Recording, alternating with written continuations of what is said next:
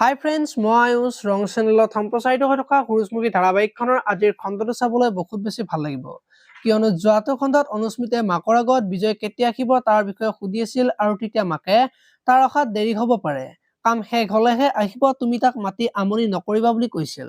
আৰু তেতিয়া অনুই পৰিবাৰে সুধিব দিয়াৰ বাবেহে সুধিলো বুলি কৈছিল আৰু তেতিয়া মাক বজাৰত যাওঁ বুলি কৈছিল।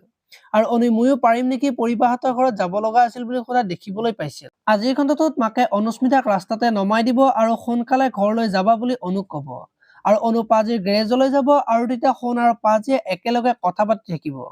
আৰু তুমি বোলে তোমাৰ মানুহজনী আনিলা বোলে ভালে হ'ল বুলি ক'ব আৰু তেতিয়া সোণে মিছাকৈ অনুস্মিতা শেৱালিৰ কথা ক'ব। আৰু তেতিয়া অনুই দুখ আৰু সুখ জীৱনৰ অংশ, পৰিস্থিতিয়ে যেতিয়া যেনেকৈ লৈ যায় তেনেকৈ যাব লাগিব বুলি সোণক কোৱা দেখিবলৈ পাব। আনফালে অংশু অনুৰ কাৰণে এখন ছবি আঁকি দিব আৰু তেতিয়া শেৱালিয়ে দেখা পাই মোকো যদি কোনোবাই এনেদৰে ছবি আঁকি দিলে হয় বুলি ক'ব। আৰু তেতিয়া অনুই কিয় তোমাক ভাল পোৱা মানুহ দেখোন আছে, তেওঁ আঁকি দিব বুলি ক'ব আৰু তেতিয়া শেৱালিয়ে কোন বুলি ক'ব। আৰু অনুই সোণৰ কথা ক'ব আৰু তেতিয়া শেৱালিয়ে মিছা কৈছে মোক ভাল নাপায় নহয় বুলি অনুক ক'ব।